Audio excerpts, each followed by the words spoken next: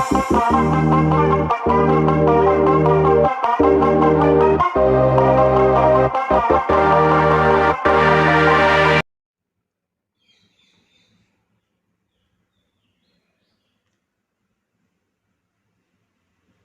वालेकुम दोस्तों, नजीब्स official YouTube channel में खुशामदीद।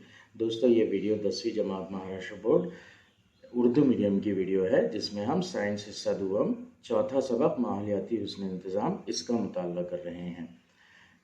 ये चैप्टर की 3rd वीडियो है, जिसमें थ्योरी का लास्ट पार्ट चैप्टर का एक्सप्लेन होगा और इस चैप्टर को हम रिड्यूस सिलेबस के हिसाब से कवर कर रहे हैं, जो कि तालीमी साल 2020-2021 के लिए एप्लीकेबल है। आइए वीडियो की शुरुआत करते हैं। सफ़ा नंबर 41 तक का पार्ट, यानी यहाँ तक का पार्ट हमने इससे पहले की वीडियो में 2nd वीडियो में कवर किया था। आज हम आगे बढ़ेंगे और सफ़ा नंबर 42 से स्टार्ट करेंगे। सफ़ा नंबर 42 के ऊपर अगर कोई रिडक्शन पार्ट है तो वो देख लेते हैं हम। एक रिडक्शन पार्ट है सफ़ा नंबर 42 के ऊपर, एक पैराग्राफ है, ये ओमिट किया गया है, मूल्य मापनातुन वगड़ले ऐसा लिखा गया है। कौन सा वाला है? ये जो है लास्ट में पिंक कलर का डायलॉग बॉक्स, ये डायलॉग बॉक्स ओमिटेड है। इसके अलावा पेज पर जितनी भी मालूमात दी गई है वो पूरी हमें पढ़ना है।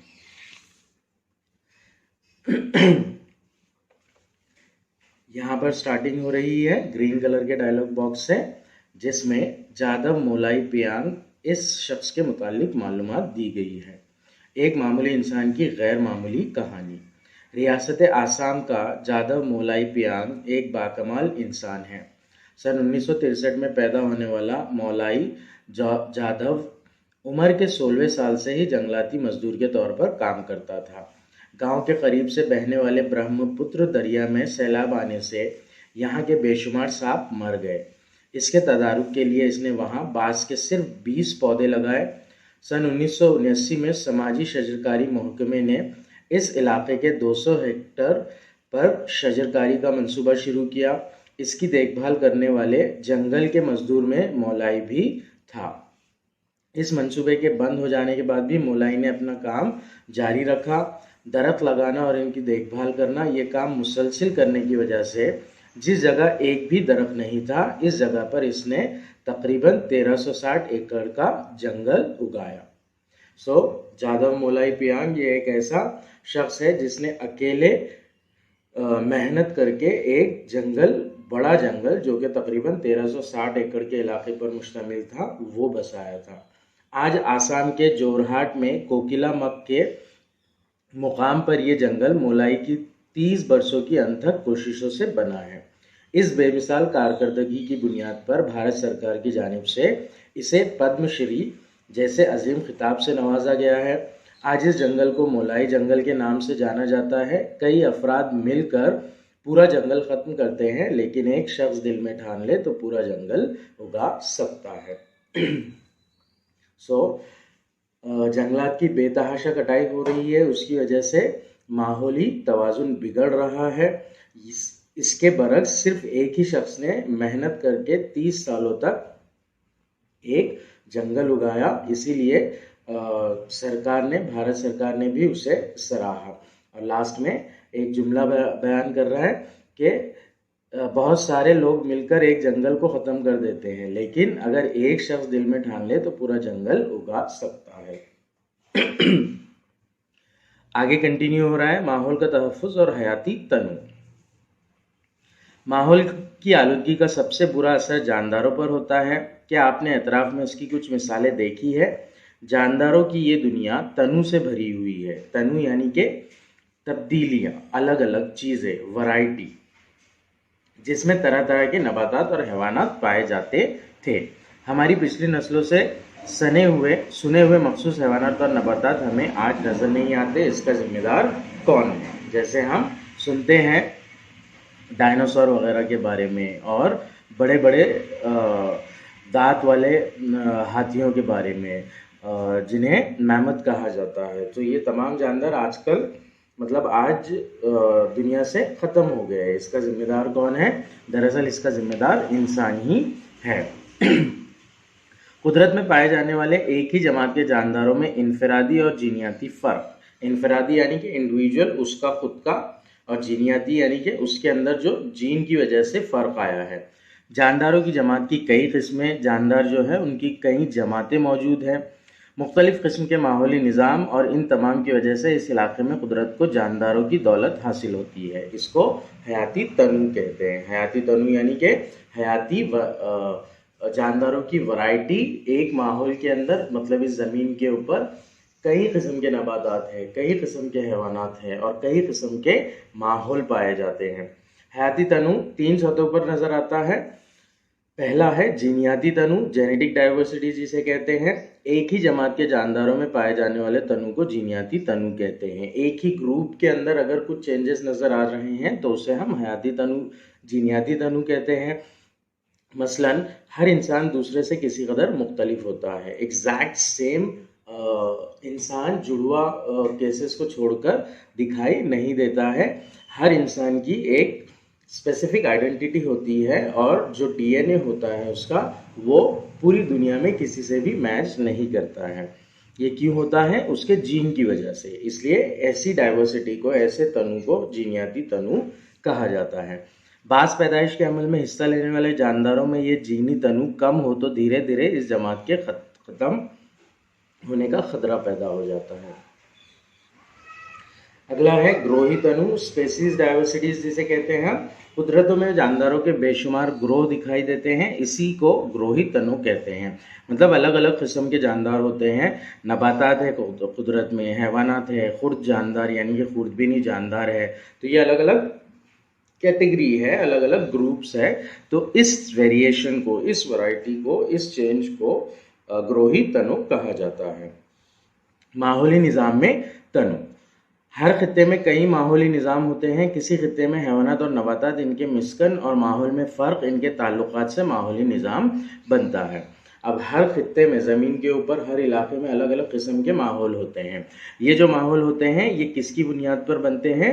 वहाँ के पर्टिकुलर हैवानात, नबातात और उनके रहने की जगह वगैरह इस सिचुएशन की वजह से बनते हैं। जैसे बर्फ़ानी इलाका है तो वहाँ के जानदार, नबातात, हैवानात अलग होंगे और उनके मिस्कन यानी कि रहने की जगह भी अलग होगी। रेगिस्तान है तो वहाँ के नबातात और हैवानात अलग होंगे और उनके रहने की जगह भी अलग होगी। तो इस तरह से अलग अलग माहौली निज़ाम बनते हैं। इन्हीं माहौली निज़ाम की वजह से बहुत सारे माहौल ज़मीन पर पाए जाते हैं। इसे माहौली निज़ाम में तनु कहा जाता है। हर माहौली निज़ाम में हैवानात, नबातात, खुद जानदार और गैर जानदार अज्जा मुख्तलिफ होते हैं। यानी कुदरती और इंसान का बनाया हुआ इस तरह 2 माहौली निज़ाम होते हैं। बेसिकली बुनियादी तौर पर 2 किस्म के माहौल पाए जाते हैं। एक तो जो कुदरती तौर पर बना हुआ है और दूसरा जो इंसान ने बनाया है। नीचे वाला ये डायलॉग बॉक्स ओमिटेड है। सफ़र नंबर 43 की जानिब पढ़ते हैं अब हम।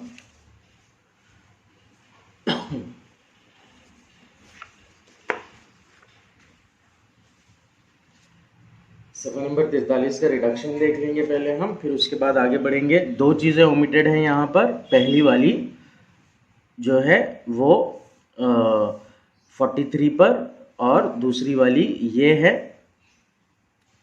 ये एक क्वेश्चन है।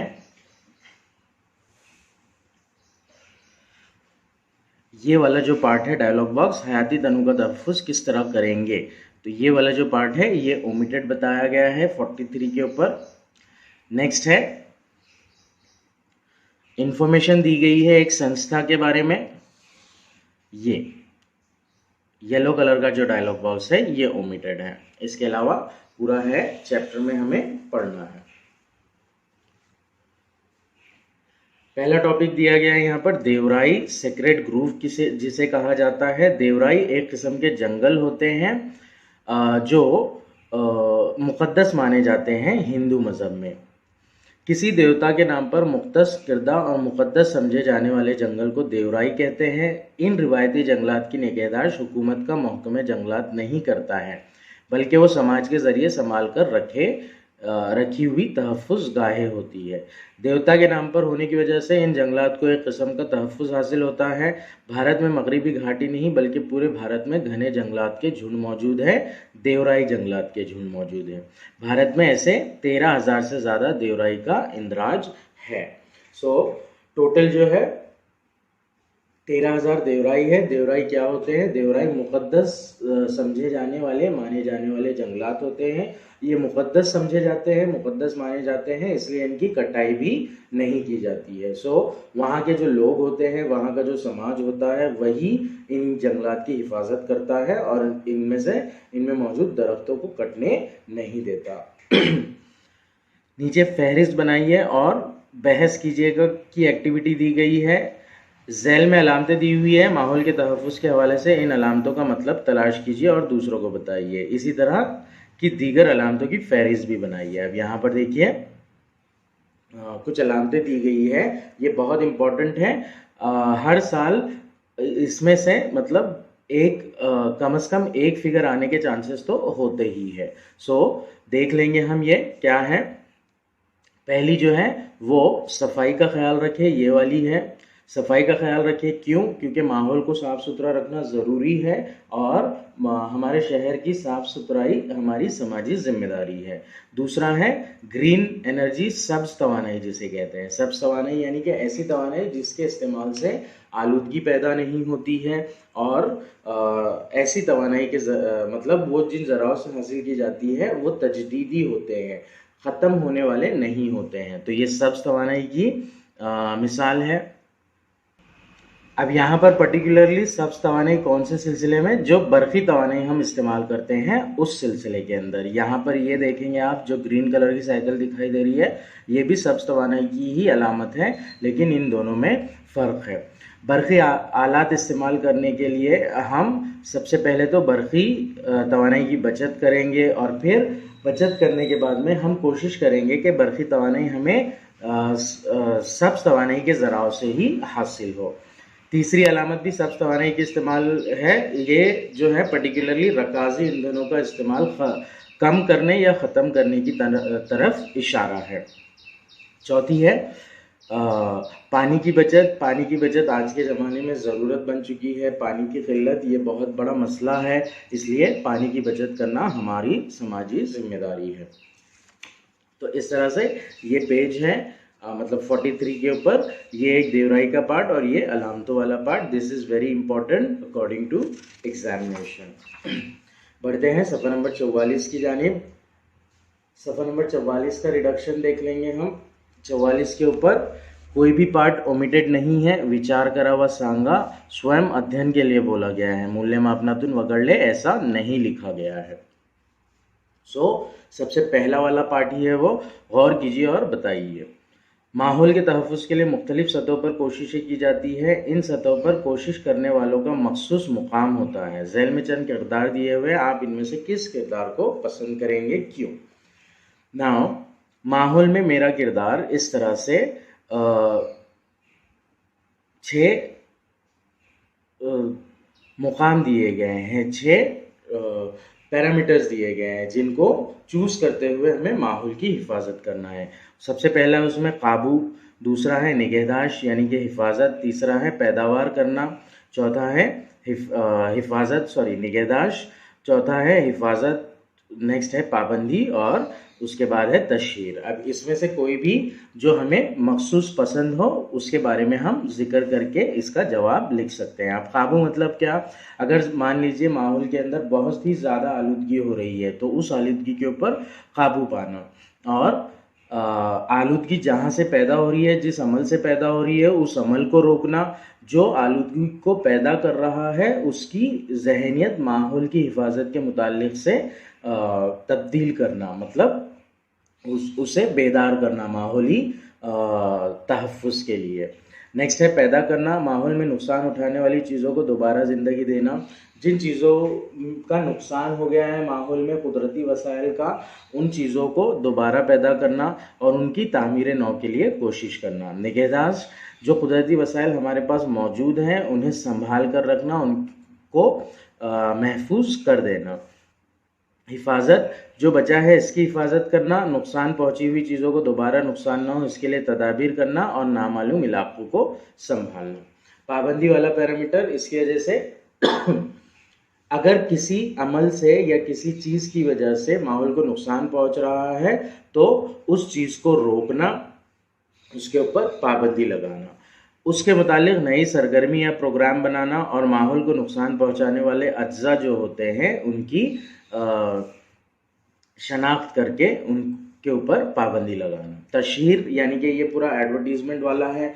लोगों को तालीम देना, तुलबा को तालीम देना माहौल की बेदारी से मुतालिक, उनकी रहनुमाई करना, उन्हें बेदार करना, तकलीद करना, यानी कि कोई अगर अच्छा काम करते हुए दिखाई दे रहा है माहौल के मुतालिक से तो उसके नक्श कदम पर चलना, तंजीम बनाना, अमली तौर पर कामों में हिस्सा लेना। इस तरह से माहौल के किरदार के माहौल में कोई एक शख्स अपना किरदार निभा सकता है।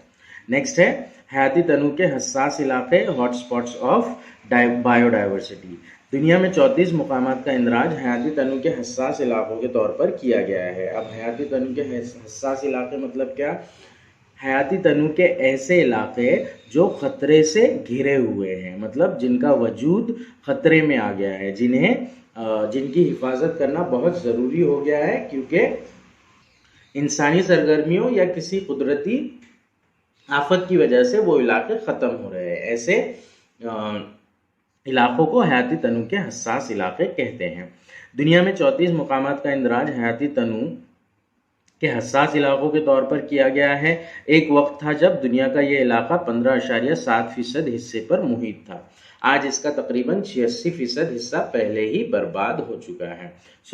टोटल 34 मुकामात है दुनिया के अंदर जिन्हें हयाती तनू के हसास इलाकों के तौर पर डिक्लेयर किया गया है। ये जो है कब एक ज़माने में दुनिया पे जितना ज़मीनी इलाका है उसका 15.7% था, लेकिन अब इस 15.7% का ऑलरेडी 86% एरिया जो है वो ख़त्म हो चुका है। बात चल रही है 15.7% के 86% हिस्से की, यानी कि 15.7% में से ऑलमोस्ट 12 से 13% का हिस्सा ख़त्म हो चुका है।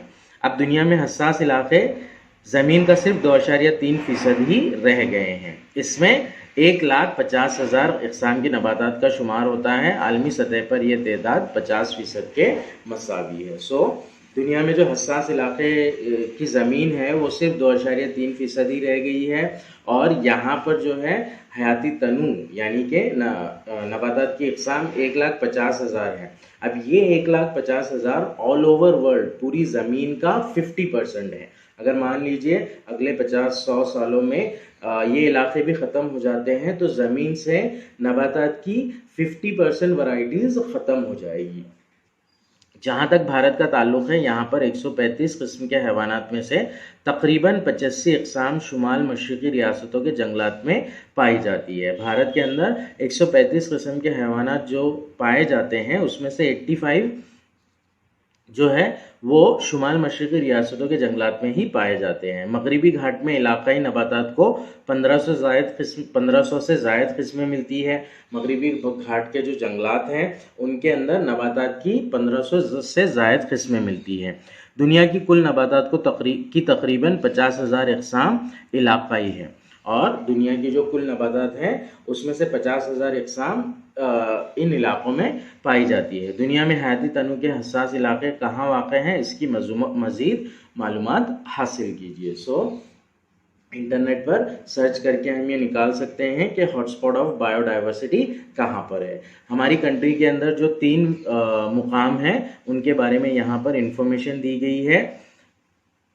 गुजरात, महाराष्ट्र, गोवा, कर्नाटक, तमिलनाडु और केरला, इन 6 रियासतों में फैले हुए मगरिबी घाट को कानकनी की सनत और कुदरती गैस की तलाश करने के लिए शुरू किए गए कामों की वजह से खतरा लाहक हो गया है। जो मगरबी घाट के जंगल है वो गुजरात, महाराष्ट्र, गोवा, कर्नाटक, तमिलनाडु और केरला इन रियासतों में फैले हुए हैं। तो यही जंगल जो है वो खतरे से घिरे मुकामात यानी कि हयाती तनु के हसास इलाकों में शामिल हो गए हैं। क्यों हो गए हैं? क्योंकि यहाँ पर कानकनी की सनत और कुदरती गैस की तलाश करने के लिए बहुत सारे मंसूबे कायम किए गए हैं। यहाँ पर एशियाई शेर बबर और जंगली बैल का वजूद खतरे में आ गया है। इंसान की इस सरगर्मियों की वजह से वहाँ पर जो एशियाई शेर बबर होते हैं और जो जंगली बैल होते हैं इनका वजूद खतरे में आ गया है, इनकी तादाद बहुत कम हो गई है। दूसरा हयाती तनु का हसास इलाका इंडिया में है जो कि मानस तहफ़्फ़ुज़गाह के तौर पर जाना जाता है। आसाम में मौजूद है ये। यहाँ पर बंद और पानी के बेतहाशा इस्तेमाल से बहुत ज़्यादा नुकसान हो रहा है। यहाँ पर शेर और एक सींग वाले गेंडे को खतरा लाहक हो गया है। तीसरा जो हयाती तनु का हसास इलाका है वो सुंदरबन तहफ़्फ़ुज़गाह है जो कि मगरबी बंगाल में वाक़ है। ये शेरों के लिए महफूज है, लेकिन मतलब शेरों का इलाका माना जाता था ये, लेकिन बंद दरख्तों की कटाई, ज़्यादा तादाद में मछलियों के शिकार के लिए खोदी जाने वाली खंदकों की वजह से यहाँ के शेरों और माहौल के लिए ख़तरा पैदा हो गया है। तो इस तरह से हयाती तनु के हसास इलाके हैं जो इंडिया में मौजूद हैं। 3 इम्पॉर्टेंट हयाती तनु के हसास इलाके। नेक्स्ट सफ़र नंबर 45 की जानिब बढ़ेंगे। अब हम सफ़र नंबर 45 के ऊपर जो ओमिटेड पार्ट है वो देख लेंगे। थोड़े 8वां, सफ़र नंबर 45 थोड़े 8वां, मूल्य मापनातून वगळले, ओमिटेड है ये। माहीत आहे का तुम्हाला, ये भी ओमिटेड है। हे नेहमी लक्षात ठेवा यानी इसे हमेशा जहन में रखिए, ये भी ओमिटेड है। और ज़रा गौर कीजिए, ज़रा सोचिए, ये भी ओमिटेड है। सो इतना पार्ट ओमिटेड है हमारा। ज़रा याद कीजिए जो पेज के स्टार्टिंग में है, क्या आप जानते हैं? इसे हमेशा जहन में रखिए और ज़रा सोचिए। ये और ये डायलॉग बॉक्स ओमिटेड है। खतरे से 2-4 नस्लों की जमात बंदी। अब अभी हमने पढ़ा कि कुछ हैवानात हैं जिन्हें खतरा लाहक हो गया है, उनकी तादाद दिन ब दिन कम होते जा रही है। तो यहाँ पर क्या किया गया है, उनकी ग्रुपिंग की गई है कि तादाद कम हो रही है तो कौन से रीज़न से हो रही है या किस किस्म मतलब कैसे हो रही है, तो ऐसी ग्रुपिंग की गई है। यहाँ पर 4 ग्रुपिंग है, 4 नस्लें हैं जो खतरे से 2-4 है। उसमें पहली है खतरे से 2-4 नस्लें इंडेंजर्ड स्पेशीज़। इन नस्लों की तादाद बहुत कलील रह गई है या इनका मस्कन इतना महदूद हो गया है कि खुसूसी मनसूबाबंदी ना की जाए तो आने वाले वक्तों में ये नस्लें ख़त्म हो सकती है। मसलन लायन टेल्ड बंदर वगैरह।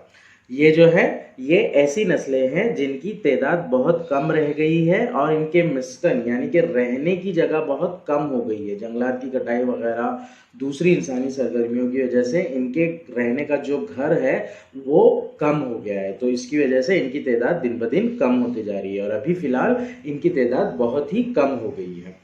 सेकेंड है नादिर नस्लें। इन नस्लों की तादाद बहुत कम है। ये नस्लें मखसूस मुकामात पर होने की वजह से तेज़ी के साथ ख़त्म हो सकती है। ये नस्लें भी ऐसी नस्लें हैं जिनकी तादाद कम हो गई है और ये एक पर्टिकुलर इलाके में ही पाई जाती है और उस इलाके में इंसानी सरगर्मियों की वजह से इनकी तादाद तेज़ी से ख़त्म होती जा रही है। रेड पांडा हो गया, कस्तूरी हिरन हो गया, ये नादिर मिसालों की मिसालें हैं। तीसरा है हसास नस्लें। इनकी तादाद बहुत कम हो गई है और मुसलसिल घटती जा रही है। इनकी तादाद में मुसलसिल कमी ही इन नस्लों के ताल्लुक से तशवीश का बास है। मिसाल के तौर पर पट्टे वाले टाइगर, गेर के शेर, बबर। हसास नस्लें भी ऐसी नस्लें हैं जिनकी तादाद बहुत कम हो गई है और मुसलसिल घटती ही जा रही है। और किस वजह से घट रही है, ये एक तशवीश का बास बन चुका है। चौथा वाला है गैर मुतय्यन नस्लें, इनडेटर्मिनेट स्पेशीज़। इन जानवरों की मखसूस आदतों की वजह से इनकी नस्लों को ख़तरा महसूस हो रहा है, मसलन शर्माना। अब ये जानवर ऐसे जानवर होते हैं जो अपनी मखसूस आदतों की वजह से दिन ब दिन कम होते जा रहे हैं। जैसे एक गिलहरी होती है, शिकरू गिलहरी, जो बहुत ज़्यादा शर्माती है और इसकी शर्म की वजह से इसे नुकसान पहुंचता है और उसकी तादाद कम हो रही है। ऐसी नस्लों के बारे में किसी भी किस्म की खुसूसी और ठोस मालूमात हासिल नहीं होती क्योंकि वो कांटेक्ट में नहीं आती है शर्माने की वजह से उसका मिलना मतलब उसको स्टडी करना बहुत ज़्यादा मुश्किल हो जाता है। ये था सफ़र नंबर 45। इसमें से एक पॉइंट ये याद रखना है हमें, 22 मई को बैनुल अक़वामी यौम हयाती तनु के तौर पर मनाया जाता है। एक्टिविटी सर्वे कीजिए की बोल रहा है, सो इसको हम स्किप करेंगे और सफ़र नंबर 46 की जानिब बढ़ेंगे। 45 से 46 के ऊपर अगर देखते हैं हम, तो यहाँ से मश्क स्टार्ट हो रही है, यानी कि हमारा चैप्टर यहाँ पर ख़त्म होता है। सो अगली वीडियो में इंशाल्लाह हम इस चैप्टर की मश्क देखेंगे।